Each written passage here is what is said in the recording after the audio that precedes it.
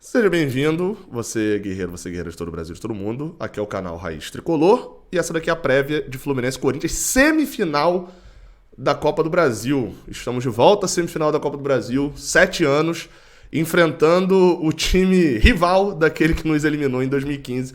E eu tô aqui com o Careca Bertalha, que é do Análise Fiel. É isso, mas mais importante, ele é da voz da torcida comigo lá do GE. Beleza, cara?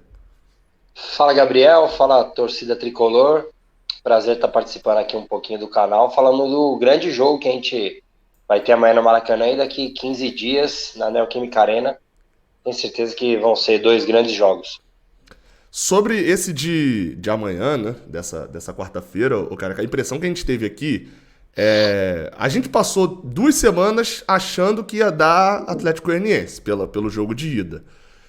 Primeira pergunta que eu te faço é o que aconteceu de diferente no jogo em si entre a partida de ida lá em Goiânia e a partida de volta que fez o Corinthians sair de um 2-0 contra para um 4-1 a favor? E o que dá para ser utilizado amanhã contra o Fluminense?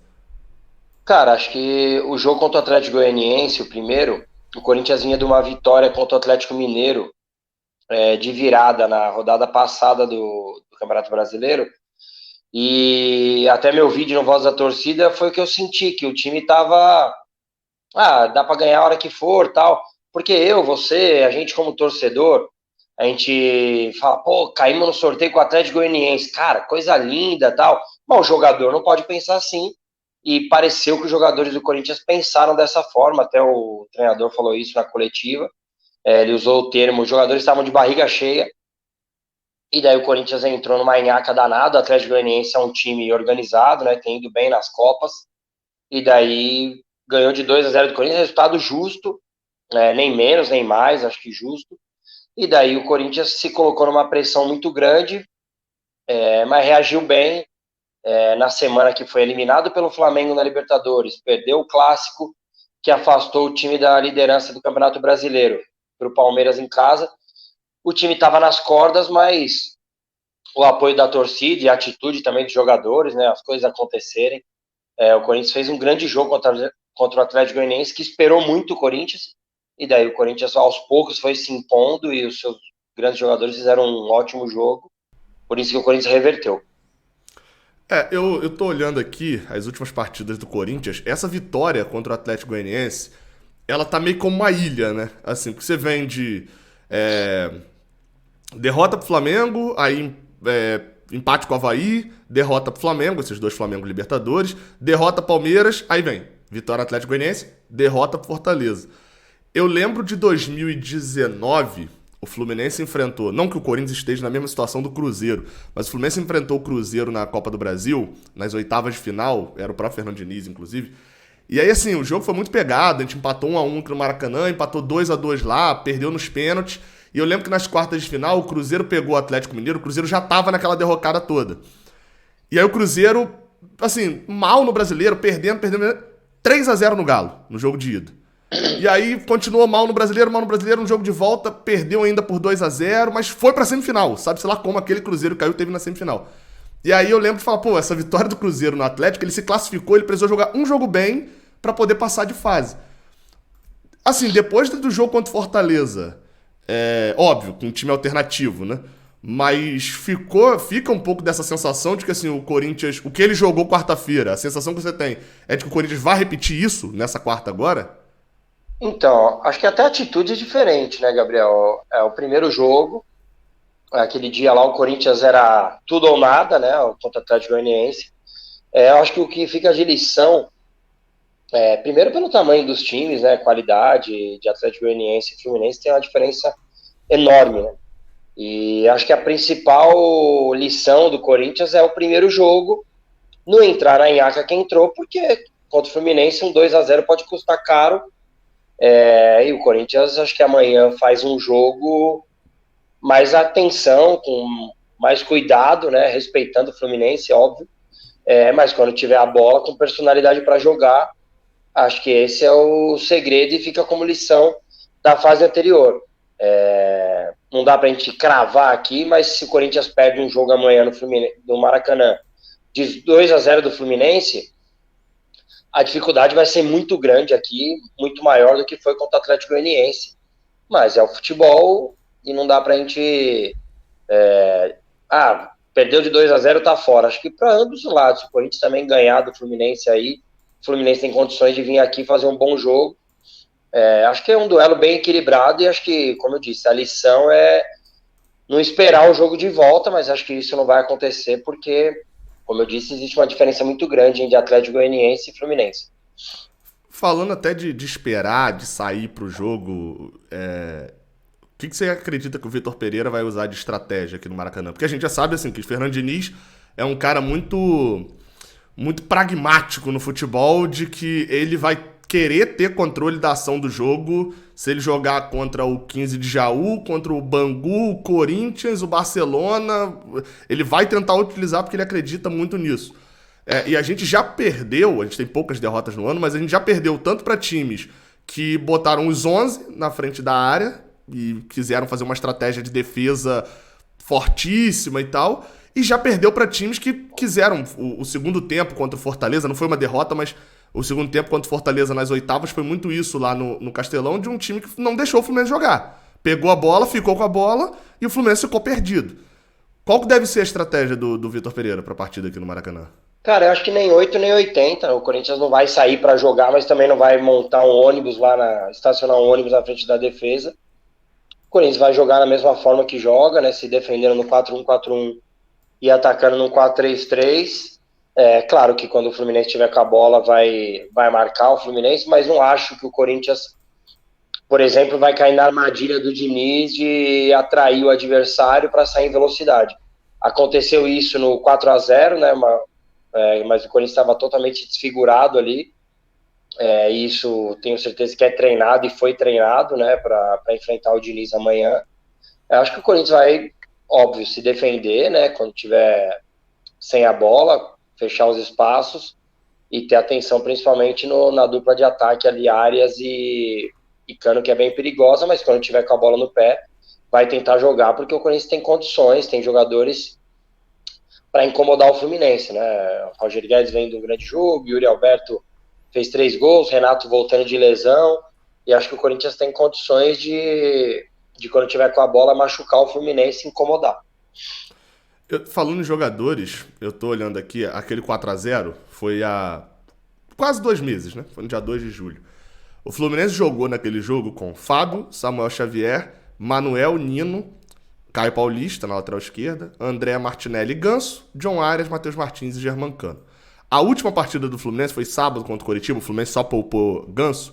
O time escalado foi Fábio, Samuel Xavier, Manuel, Nino, Caio Paulista na lateral esquerda, André, Nonato, uma diferença, e Natan, mas o Ganso é o titular, ele só foi poupado. E Matheus Martins, John Arias e Germancano. Resumindo, do jogo contra o Corinthians pro jogo de ontem, só teve uma mudança no Fluminense. É exatamente o mesmo time, sendo que Nonato e Martinelli ficaram revezando durante um tempo. O Corinthians, se eu pegar, 2 jogos atrás, 3 jogos atrás, eu vou achar uma escalação meio diferente da que vem jogando. Você falou, Renato Gaúcho, ó, eu já confundi isso na live do GE e tô confundindo de novo. Renato Augusto. Voltou de lesão, teve um jogo super destacado contra o Atlético Goianiense, mas também chegou o Balbuena, né, voltou, o Fausto Vera também... O Yuri Alberto é porque ele já tá aí há um tempinho, mas não é tanto tempo, né? Questão de um mês, coisa de um mês. Chegou na janela, né? Chegou na janela. Ele, o Fausto e o Balbuena. É porque também um mês no Brasileirão você joga 200 jogos, né? Então parece que o cara tá mó tempão. É um Corinthians muito novo ainda. Novo eu digo na escalação, assim. Vocês não têm muito a noção do time que o Vitor Pereira vai botar em campo, né? Então, na verdade a gente tem noção do que vai botar em campo amanhã. Eu provavelmente não devo errar, se errar vou errar 1 ou 2 no máximo, mas como o Corinthians, e acho que isso, a diferença do Corinthians pro Fluminense é essa, o Corinthians só foi eliminado na Libertadores faz 20 dias, né, e o Fluminense já faz tempo, então o Fluminense conseguiu... Cliquei sem querer aqui no negócio do StreamYard que apareceu na tela. Pode seguir. O Fluminense conseguiu manter o mesmo time, né? Porque teve semanas de treinamento, de descanso. Então conseguiu dar uma sequência para o time. O Corinthians não. O Corinthians a cada rodada e o Corinthians até pouco tempo estava em 3 competições, a cada rodada tinha que tirar 2, 3 para ter um time mais competitivo, né? Por cansaço, até muitas lesões. O Corinthians teve de 6 jogadores, as 6 principais opções de meio de campo, teve uma época que o Corinthians ficou sem 5 dessas 6. E daí quando você O tem Fluminense muito... teve, o Fluminense teve 4 semanas livres que o Corinthians não teve. Porque apesar do Fluminense ter caído da Libertadores lá cedo, ele foi pra Sul-Americana. Aí ele Sim, foi eliminado na fase de grupos da Sul-Americana e o Corinthians jogou as 2 oitavas, né, contra o Boca e jogou as 2 quartas contra o Flamengo, você vê. sim, São 4 jogos, parece que não é nada, mas na verdade são 4 semanas que o Fluminense treinou sim. a semana toda. Não foram viagens longas, assim, do Corinthians, né, tipo Buenos Não, Aires e Rio de não, Janeiro, mas é a cabeça, né? sim, exatamente. Ainda mais os jogos contra o Boca, né? O Corinthians tinha muitos lesionados. O Corinthians foi para guerrear mesmo, passou nos pênaltis, então a parte psicológica. Fora que o Corinthians perdeu o Ilha, né? Nessa janela também. Então o Corinthians teve que mexer muito, né, no time. É. Acho que a espinha ali dorsal do time, o esquema tático, não vai mudar. E acho que o time de amanhã deve ser muito parecido ou quase idêntico ao time que jogou contra o Atlético Goianiense. Então deve ser Cássio Fagner, Gil Balbuena e o Fábio Santos, Duqueiroz, Fausto Vera e Renato Augusto, Roger Guedes, Yuri Alberto, e aí a única dúvida que eu tenho é Mosquito ou Watson. Ele deu indícios que seja o Watson, porque o Mosquito saiu jogando contra o Fortaleza. Eu colocaria o Mosquito porque ele pode atacar bem aquele espaço lá do Caio Paulista, e acho que o Corinthians vai ter bastante contra-ataque. Se o Corinthians conseguir caprichar e o Mosquito tem mais velocidade que o Watson, o Corinthians pode incomodar ali pelo lado direito do ataque. Nesse 4-1-4-1 que você falou, quem defende é esse um ali do meio Do, é o do Duqueiroz, Queiroz. então, né? Mas É o ele vai Duqueiroz. mudando. Ele teve momentos do jogo contra o Palmeiras que ele inverteu isso aí com o Fausto Vera. Na verdade, todos os meio-campistas do Corinthians, tirando o Rony, que eu acho que não tem essa condição, todos eles têm essa condição de fazer o O 1 e o 5, né? O interno. cincão, né? O Fazer o 5, 5. 8 e o 10, assim. Porque, Uhum. na verdade, não é um 10, né? Esse 4-1-4-1 é um volante e um cara pela direita e um pela esquerda que faz aquele Uhum. famoso box-to-box. Amanhã é o Fausto pela direita, o Renato pela esquerda. Mas o Renato pode entrar ali, às vezes, e fazer a saída, o Fausto pode fazer também, o Du pode fazer o interno, como fez contra o Flamengo, fez um grande jogo no Maracanã. Acho que o meio de campo do Corinthians é bem imóvel, assim, e acho que é aí que vai ser decidido o jogo. Ontem no podcast, Gabriel pode até, não sei se o André realmente não joga, né? Parece que ele tava com febre e Ele teve tal. febre, treinou normalmente na terça, mas não é garantido. Mas como o nome dele tá na pré-lista de Tite pra Ah, Copa e Tite vai estar no Maracanã, pode ser também. Aí pode ser 880 também. Ele pode escolher também não jogar pra não ter uma atuação muito ruim, né? Mas também pode ao mesmo tempo querer jogar justamente pra poder mostrar serviço, né? E pelo visto, pra quem tá vendo a imagem, já sei quem passou essa febre aí pra ele, né? Porque o Careca deu um espirro aqui agora aqui em São Paulo, cara. São Paulo você deve vir, né? Daqui 15 dias. Devo ir. É São Paulo é complicado. assim, cara. São Paulo, ele nem te avisa assim, ó, amanhã vai esfriar, tá? No dia anterior começa a esfriar, não. Aqui ficou sábado, sexta e sábado um baita frio. Domingo fez um calor. Aí ontem o calor, à noite já começou a esfriar e hoje um baita frio também. Então, para quem tem problema respiratório e eu sou um André deles, deve ter andado em São Paulo, então o André, se bobear, deve ter. deu uma Cara, passeada. uma dúvida só é o seguinte: Roger Guedes chegou a ter ali uma questão com o Vitor Pereira, ele queria jogar. Ele queria, acho que, jogar por dentro. O Vitor Pereira queria que ele jogasse pela ponta, mas não achava que ele tinha físico pra poder fazer essa linha de 4, né? Fazer o 4-3-3 pra ele é mole, mas e a marcação, né? Acompanhar a subida de lateral e etc.